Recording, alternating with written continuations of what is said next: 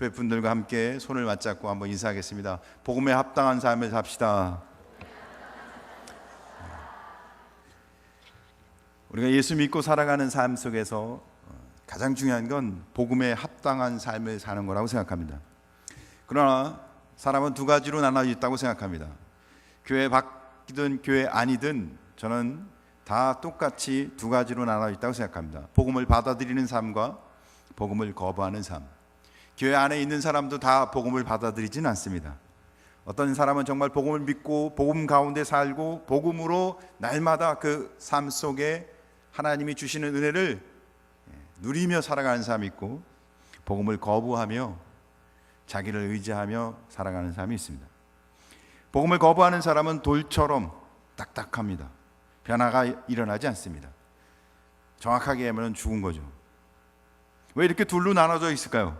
오늘 성경은 비유를 두 가지 이야기하고 있는데, 첫째는 새 옷에서 한 조각을 찢어내어 낡은 옷을 깁는 사람이 없고, 그렇게 하면 새 옷을 못 입게 만들 뿐만 아니라 새 옷 조각이 낡은 옷에 어울리지 않는다는 성경 구절이 비유로 한 가지를 이야기하고 있습니다. 새 옷은 복음을 뜻하는 것입니다. 낡은 옷은 유대교를 뜻합니다. 예수님께서는 낡은 유대교를 수선해로 오신 분이 아닙니다. 이 땅에 하나님의 나라를 새롭게 세우기 위해 오셨습니다. 낡은 유대교를 변화시켜서 하나님의 나라를 이룰 수가 없어요. 하나님은 이 땅에 하나님의 거룩한 새로운 나라를 이루어가길 원하시는데, 복음을 받아들이는 사람을 통해서만 이룰 수 있습니다. 그래서 초대교회를 보면 유대교와 복음은 서로 화합이 절대 되지 않습니다. 한 번도 화합을 한 적이 없습니다. 옛 시대에 속한 사람들은 물과 성령으로 거듭나서 완전히 다른 사람, 새로운 피조물로 새로운 역사, 하나님의 나라를 이루어갈 수 있습니다. 그렇지 않은 사람들은 방해꾼이 될 수밖에 없어요. 저희 얘기가 아니라 초대교회의 이야기를 하는 겁니다. 같은 하나님을 믿는 것 같지만 한 분류는 복음을 받아들이고 하나님의 나라를 이루어가고, 한 분류는 복음을 받아들이지 않고 방해꾼으로 예수님의 십자가에 내모입니다. 유대교 한 교회 안에서 이루어진 일이었습니다. 두 번째 비유는 새 포도주를 낡은 가죽 부대에 넣는 자가 없나니, 만일 그렇게 하면 새 포도주가 부대를 터뜨려 포도주가 쏟아지고 포도주를 버리게 된다는 거죠. 부대도 버리게 되느니라. 새 포도주는 새 부대에 넣어야 할 것이니라. 묵은 포도주를 마시고 새 것을 원하는 자가 없나니, 이는 묵은 것이 좋다 함이라. 새 포도주는 발효가 금방 일어납니다. 발효가 일어난다는 건 가스가 다량 분출되어서 낡은 부대에 새 포도주를 집어넣으면 팽창해서 그 가스의 힘을 견디지 못해 포대가 찢어지고 못 쓰게 되어버리고 맙니다. 그러니까 포도주도 버리고 푸대도 버리고, 그러니까 새 포도주와 낡은 푸대는 절대 어울릴 수가 없어요. 새 포도주는 항상 새 부대에 담아야 합니다. 새 포도주는 복음을 뜻합니다. 묵은 포도주는 유대교예요. 아주 오랫동안 묵혀져 있는 포도주입니다. 맛은 좋은지 모르겠어요. 이 푸대는 사람들의 정신을 뜻합니다.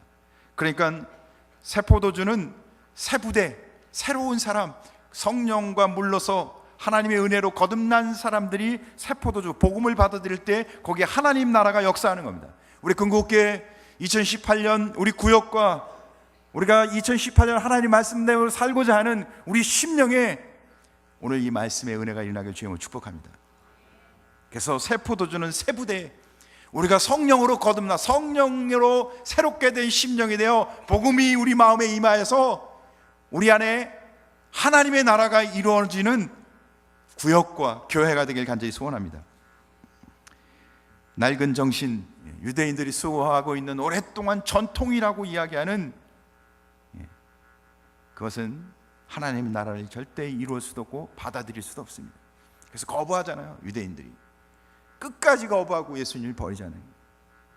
그러면 우리는 예수님이 이 땅에 오셔서 선포하는 하나님의 나라를 이루는 삶에, 하나님의 나라를 이루는 합당한 삶을 살기 위해서는 어떻게 해야 할지 몇 가지를 좀 나누며 은혜를 나누도록 하겠습니다.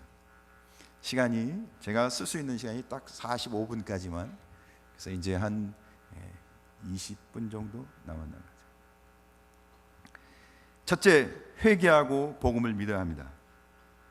하나님 나라와 세상은 대립, 절대 화합이나 친교나 서로 이해관계를 맞출 수 없는 기름과 물입니다. 세상은 악하고 죄로 가득하고 하나님의 심판을 받아 멸망하는 것이 세상입니다.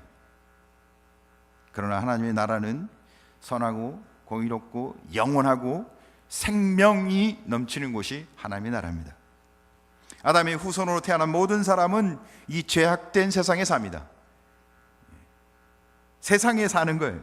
그래서 멸망할 수밖에 없습니다. 그런데 구원은 그 세상에 속한 자를 하나님 나라에 속한 하나님의 백성으로 인도해 가는 겁니다. 할렐루야. 그러니까 요즘식으로 말하면 지상 나라가 하나님 나라로 바뀌는 거예요. 사람이 한 나라에서 다른 나라로 가려면 이민법에 의해서 갑니다. 우리는 세상 나라에서 하나님 나라로 하나님의 법에 의해서, 복음에 의해서 가는 줄 믿으시기 바랍니다. 복음이 없이는, 복음을 받아들이지 않고 복음 가운데 살지 않고는 그렇게 살아갈 수 없는 거예요.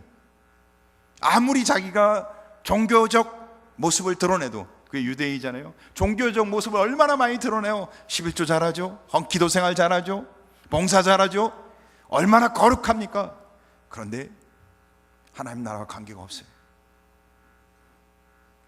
예수님이 이 땅에 오셔서 처음 외치고 시작한 것이 마가복음 1장 25절, 때가 찼고 하나님 나라가 가까웠느니라. 하나님 나라가 가까웠는데 뭘 하라고요? 회개하고 복음을 받으라. 하나님 나라는 회개하고 복음을 받아들일 때만 이루어져요. 사는 성도 여러분, 회개가 뭔가요? 회개는 우리 자신을 바꾸는 겁니다. 마음을 바꾸는 거예요. 우리의 삶의 방향을 바꾸는 것입니다. 어디로요? 하나님께로. 한번 따라합시다. 하나님께로 바꿉시다. 우리의 마음을 하나님께로 돌이키는 겁니다. 복음을 받아들이는 사람은 내가 복음을 받아들였기에 하나님을 향한 마음을 갖게 되는 거예요.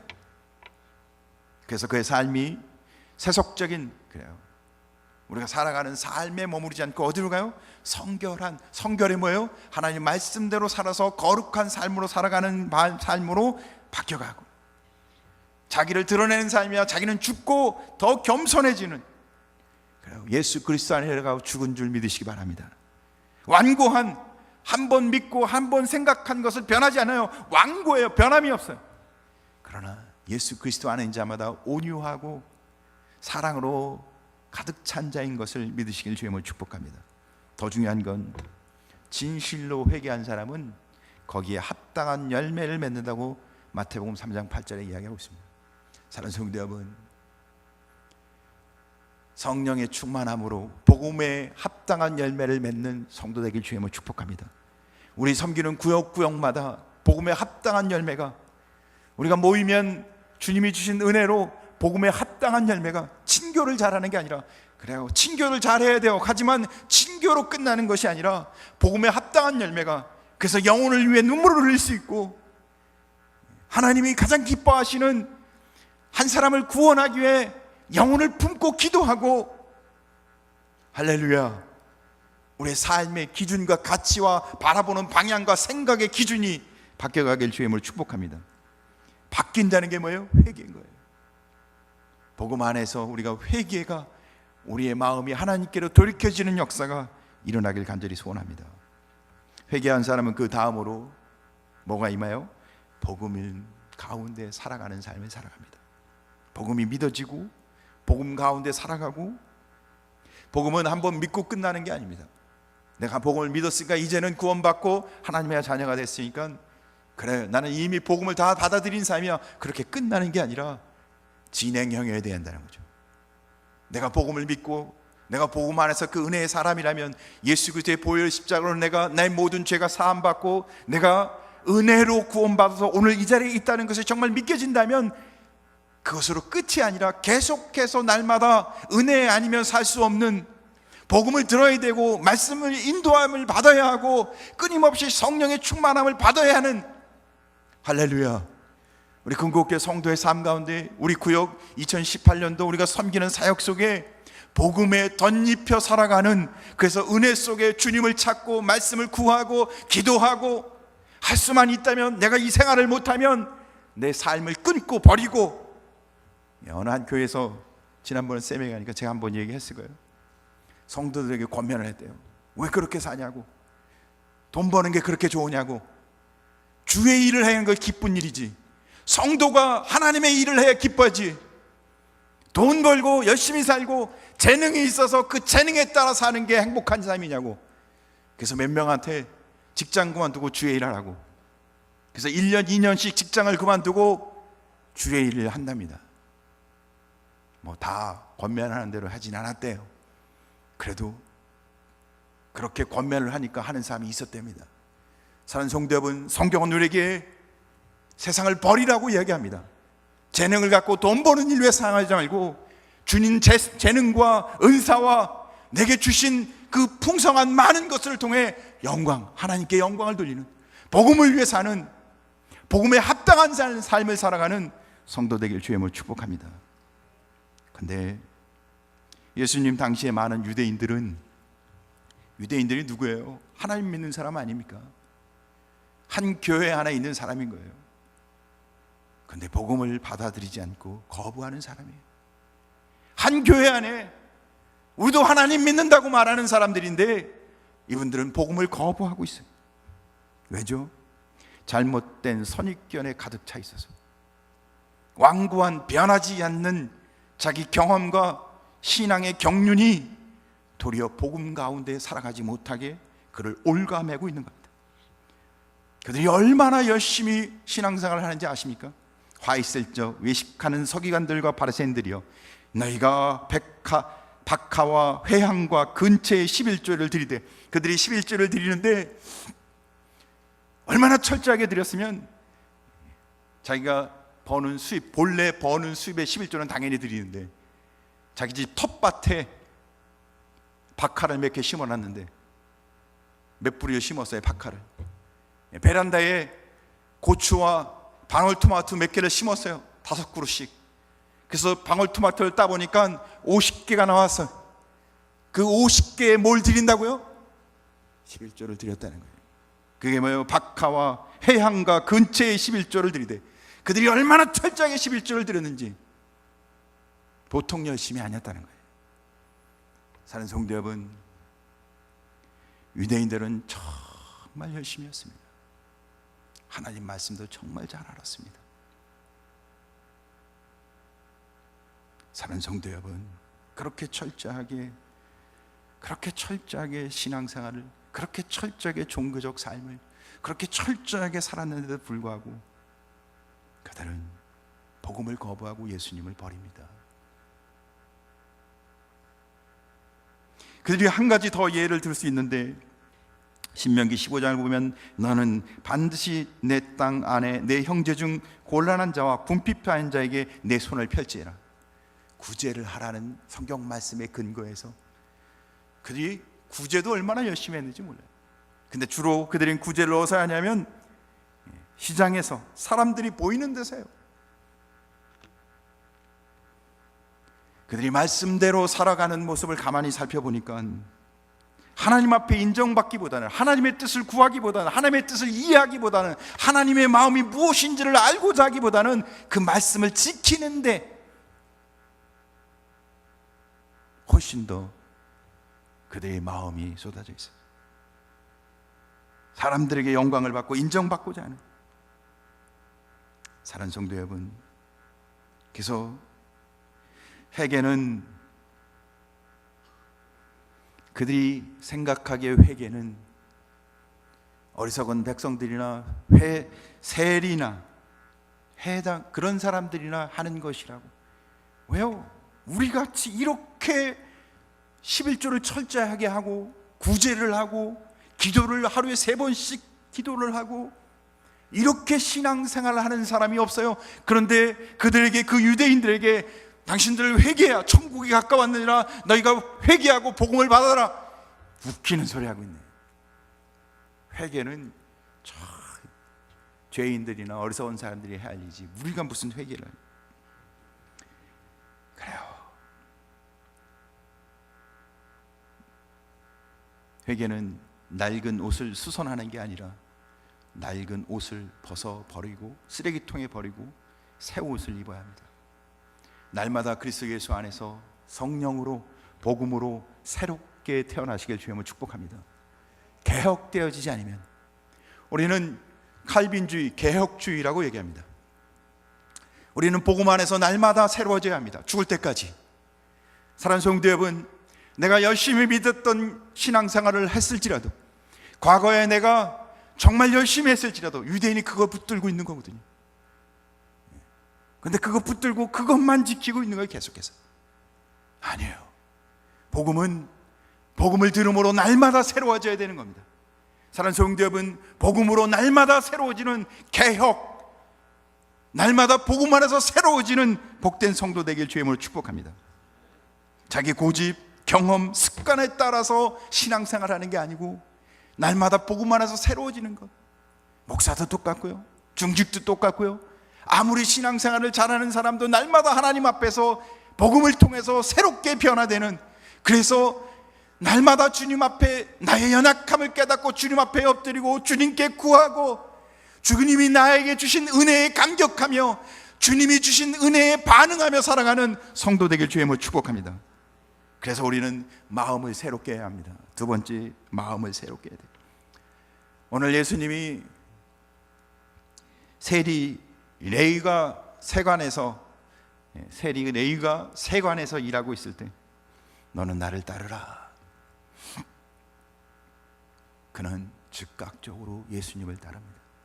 왜냐하면 예수님에 대한 이미 소문도 들었고 그 저분만이 내가 쫓을 뿐인 거라.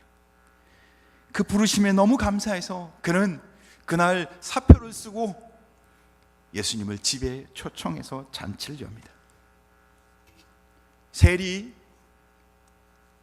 레위는 세리였기 때문에 큰 잔치를 열고 사람들을 초청했는데 누구를 많이 초청했겠어요? 세리. 그리고 주로 자기의 친한 사람들은 다 유대인의 입장에서 보니까 죄인들이 왔던 거예요. 그러니까 세리와 죄인들이 가득한 자리에 예수님이 초청되어서 잔치를 함께 벌이고 있어요. 그 잔치를 보고 있던 바리새인들이 어떻게 예수님이,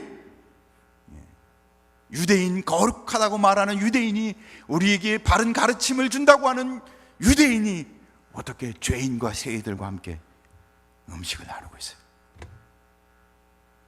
바리새인의 입장에서는 그들이 갖고 있는 그들의 신앙의 개념으로는 있을 수 없는, 예수님조차도 죄인일 수밖에 없는, 어떻게 죄인과 함께 있지? 누가복음 18장에 보면 예수님의 비유에 두 사람이 성전에서 기도하는 모습을 보여줍니다. 한 사람은 바리새인이었고 한 사람은 세리였습니다. 그들은 따로따로 서서 기도합니다. 바리새인이 먼저 기도합니다. 하나님이여, 나는 다른 사람 토색, 불이, 간음 하는 자와 같지 않고 이 세리와도 같지 않고 나는 하루에 2번씩 금식하고 소득의 11조를 드리는 사람입니다 하고 기도하고 있었습니다. 그리고 세리는 조금 멀리 떠서 감히 눈을 떠서 하늘을 보지도 못하고 자기 가슴을 치며 하나님이여 불쌍히 여기서 여기 죄인이 있나이다 이렇게 기도하고 있었어요.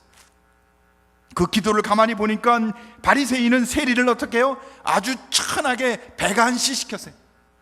아직 몇 시에 했다는 거예요. 기도 속에도 그래요. 나는 저들과 다릅니다. 우리는 거룩한데 우리는 저들과 다릅니다. 사랑하는 성도 여러분, 우리는 다 하나님 앞에서 죄인인 것을 고백하길 주님을 축복합니다. 근데 고정관념이, 우리가 처음 신앙생활 할 때는 어떻게 해요? 나 같은 것을 구원해 주셔서, 그때는 예배만 해도 찬송만 불어도 감격이 있고 날 구원하신 은혜에 감격하며 예배를 드렸었는데, 근데 시간이 지나면 어떻게 해요? 이제는 자기 나름대로의 신앙의 고정관념이 생기기 시작해요. 신앙은 이렇게 해야 한다, 이렇게 하는 것이 신앙생활이다. 그리고는 다른 사람들의 허물이 보여요. 어떻게 저렇게 지각을 하지? 예배 시간 어떻게 졸지? 혹시 졸리는 분 없으시죠? 어떻게 예배 시간에 담임 목사님이 앞자리로 앉으라는데 뒷자리에 앉아서 예배 드릴 수 있지? 고정관념으로 사람을 그렇게 어떻게 해요? 판단하는 거예요. 처음에는 안 그래요, 절대. 근데 신앙이 묵으면 묵을수록 안타깝게도 그런 마음이 다 들어요. 그렇죠? 안 드세요? 저도 드는데. 그래도 저는 벌써 목사 안수 받은 지 20년쯤 되니까 이제 목사 막 안수 받고 온 우리 부목사님들, 또 이제 막 신학하는 우리 교육자들 보면 제가 갖고 있는 고정관념으로 다 판단합니다. 제 안에도 묵은 사고로 가득 차 있는. 그런데 그 무슨 사고로는 하나님의 나라가 세워지지 않는다는 겁니다. 사랑하는 성도 여러분, 헌옷은 벗어 쓰레기통에 버리고 우리는 그리스도 예수 안에서 성령으로 새 옷을 입는, 우리의 마음이 새로워지길 주님의 은혜로 축복합니다. 그래서 로마서 12장에 너희는 이 세대를 본받지 말고 마음을 새롭게 함으로 변화를 받아 하나님의 선하시고 기뻐하시고 온전한 뜻이 무엇인지 분별하도록 하라. 할렐루야. 우리는 복음 정신, 우리는 은혜 아니면 살 수 없는 사람이에요. 은혜 없이 살 수 있다고요? 참 대단한 분입니다. 은혜 없이 살 수 없어요. 그러면 우리의 마음을 새롭게 하는데 어떤 마음으로 새롭게 되겠어요? 세 번째, 하나님의 마음을 알고 행해야 합니다. 하나님의 마음을 알고. 오늘 성경 30절을 보니까 너희가 어찌하여 세리와 죄인과 함께 먹고 마시느냐. 바리새인과 서기관들이 보니까 예수님이 누구와? 제자들과 함께, 예수님과 제자들이 누구와요? 세리와 죄인과 함께 갖고 먹고 마시고 있어요. 야, 상종도 못할 세리와 죄인들과 예수님과 제자들이 함께 먹고 마셔요. 그러니까 예수님이 그들에게 이렇게 말합니다. 건강한 자에게는 의사가 쓸데없고 병든 자에게 쓸데있나니 내가 의인을 부르러 온 것이 아니오 죄인을 불러 회개하기 위해 왔다. 그래요. 나는 이들을 고치는 의사다. 나는 이들을 위해서 왔다. 마태복음에 똑같은 내용이 기록되어 있는데 거기는 성경 구절이 하나 더 첨부되어 있습니다. 요 두 제가 읽은 어찌하여 세리와 죄인과 함께 먹느냐 하고 건강한 자에게는 의인이 쓸데없고 병든 자에게 쓸데있느냐라고 하는 그 사이에 한 구절이 더 들어가 있는데 호세의 말씀이 들어가 있어요. 너희는 가서 내가 궁유를 원하고 제사를 원하지 아니하노라 하신 뜻이 무엇인지를 배우라. 여러분, 우리가 정말 배워야 할 것은 궁유리라는 거예요. 제사를 원하지 않는데요. 우리 신앙생활에서 제일 중요한 게 항상 예배잖아요. 그래서 우리는 예배를 드릴 때 이렇게 드려야 한다. 예배를 드리기 위해서 이런 마음을 준비해야 한다. 그런 식으로 예배 드리면 안 된다. 그렇게 드려갖고 어떻게 예배가, 그래요. 우리 막 기준이 막 생기잖아요. 판단할 수 있는 나름대로 틀을 짰고 왁구를 만들어 놓고 그 안에 들어가지 않으면 그 잘못되면 예배야. 그런데 그렇게 중요한 예배를 드리는데 주님은 그 제사를, 그 예배를 받지 않고 도리어 궁유를, 그 마음속에 주님의 마음을 갖고 사는 걸 더 원하신다는 겁니다. 사랑하는 성도 여러분, 2018년 우리가 구역을 섬기고 하나님의 말씀대로 살아가는 우리의 신앙 가운데 이 궁율의 마음, 하나님의 마음이 있길 주의 이름으로 축복합니다. 궁율은 인애예요. 인애. 진실된 사랑으로 우리를 사랑하기 위해 아들도 아끼지 아니하는 기꺼이 희생한 주님의 그 마음, 그 마음이 없으면 다 위선이라는 거예요. 사랑하는 성도 여러분,